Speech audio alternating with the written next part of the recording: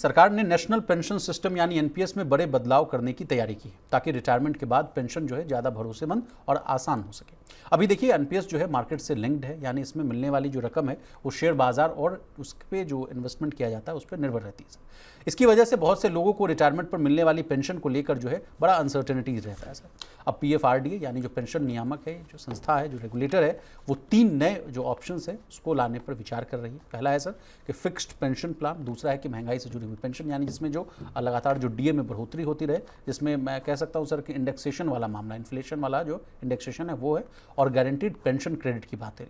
प्रवीण से पूरा मामला क्या है इसको समझाइए। एनपीएस कभी हम लोग सर, मैं तो बड़ा असमंजस में मैं खुद ही हूँ, कभी मैं मनी सेंटर में यूपीएस को लेकर चर्चा करता हूँ, कभी एनपीएस में चर्चा करता हूँ। सरकार के लेवल पर भी बहुत अनसर्टेनिटी है, समझ में नहीं आ रहा है कि किसको प्रमोट किया जाए। और आज जो सर बहुत सुपर एक्सक्लूसिव जो हम लोगों ने इंटरव्यू किया था उसकी भी बात आप बताइएगा, क्योंकि उसमें बहुत सारी बातें जो हैं 8वें वेतन आयोग से जुड़ी हुई आई थी। उसके बाद फिर देन मूव टू एनपीएस।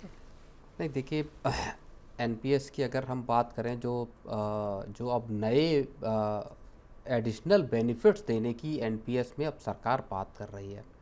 और इसमें 3 तरह की स्कीमें लाने की बात कर रही है, जिसमें एक है step up SWP with annuity, एक है आपकी पीरियोडिक इन्फ्लेशन एडजस्टमेंट का फैसिलिटी, और तीसरी है आपकी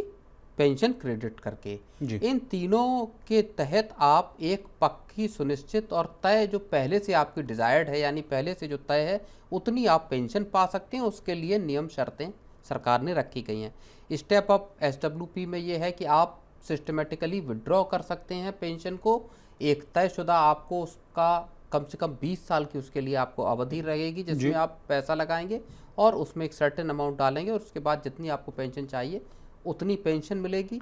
सर आपको रोक रहा हूँ, एसडब्ल्यूपी वही टर्म है ना सर जो हम लोग म्यूचुअल फंड में काफी यूज करते हैं? बिल्कुल, तो एक तरह का आपका फंड जमा हुआ, उस फंड से आप फिर पैसा विड्रॉ कर रहे हैं, ऐसी व्यवस्था लाने की बात है। इन्फ्लेशन एडजस्टेड पेंशन की बात यह है कि आप 60 के साल के बाद आपको 1 साल तक आपको नॉर्मल पेंशन मिलेगी, उसके बाद आपको फिर जो इन्फ्लेशन से एडजस्ट करके आपको पेंशन मुहैया कराई जाएगी। इसी तरह से जो क्रेडिट वाली व्यवस्था है, पेंशन क्रेडिट वाली, उसमें आपकी हर जो आपका जमा की गई रकम है उसके सापेक्ष आपका एक क्रेडिट क्रिएट होगा, जिसके जरिए आपको एक तयशुदा पेंशन दी जाएगी। इसके साथ ही आपका आज जो 1 अक्टूबर से है वो पेंशन की नई एक व्यवस्था भी सरकार ने लागू की है, जिसमें आप 100% तक पैसा अपना शेयरों में लगा सकते हैं। ये पूरा का पूरा एक बड़ा बदलाव सरकार पेंशन के उसमें करती हुई नजर आ रही है,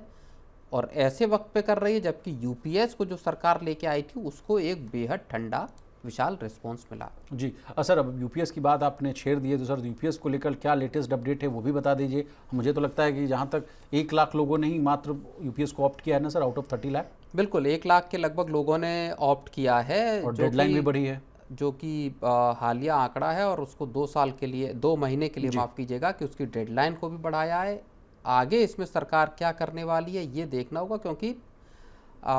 जो पुरानी पेंशन व्यवस्था को लेके अभी भी सरकार के ऊपर प्रेशर बना हुआ है। एनपीएस में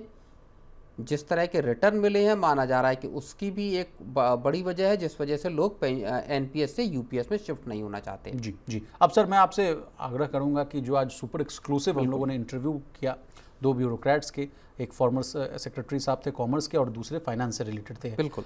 उन लोगों की जो बातें निकली सर, उसको हम आपसे, आपके मुख से हम लोग सर बहुत ही आसान भाषा में समझना चाहते हैं। नहीं देखिए, बाकी तो जो चीज़ें थी हम लोगों ने डिस्कस की, चाहे विनट्रैक वाला मामला हो या दूसरे तमाम मसले हों, यूपीएस की बात थी, लेकिन एक महत्वपूर्ण बात जो हमारे साथ इस पूरी चर्चा में डिस्कशन में आई, जो पूर्व वित्त सचिव रहे सुभाष चंद्र गर्ग हैं, उन्होंने कही, वो काफ़ी चौंकाने वाली बात है और एक नए आयाम को खोलती है जहां तक बात आती है आपकी 8वें वेतन आयोग से जुड़ी हुई। जी, हर जो देश के भर के जो 27 लाख 28 लाख जो कर्मचारी हैं और बाकी जो बड़ा तबका है, उसके दिमाग में एक बात थी कि आखिर 8वां वेतन आयोग फंसा हुआ कहाँ पे है, क्यों नहीं सरकार इस पर आगे स्टेप उठा रही, जबकि इसका ऐलान जनवरी में कर दिया गया था इसी साल। आज पूर्व वित्त सचिव सुभाष चंद्र गर्ग ने जो एक बात कही है वो एक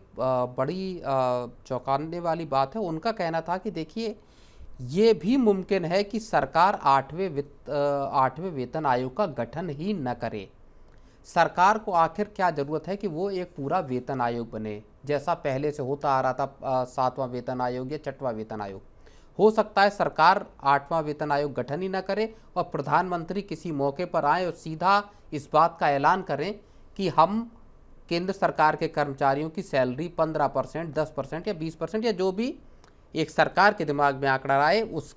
उसका ऐलान करें कि इतनी बढ़ोतरी इस तारीख से की जा रही है। सर, उन्होंने एक और बात कही, बहुत रोचक उन्होंने बात कही थी कि जिस समय ऐलान किया गया था 8वें वेतन आयोग के गठन की, जो माननीय मंत्री साहब जो थे अश्विनी वैष्णव साहब, उन्होंने किया, उसमें वो कुछ कह रहे थे कि वो कैबिनेट की मीटिंग नहीं हुई थी, वो कैबिनेट का फैसला नहीं था। कैबिनेट का फैसला नहीं था, वो एक तरह से सरकार ने अपने तरफ से एक जो जिस तरह के ऐलान किए जाते हैं कि आपने एक मान लीजिए पोल चुनाव के वक्त कोई आप ऐलान करते हैं तो वो कोई कैबिनेट का फैसला नहीं है, वो किसी ने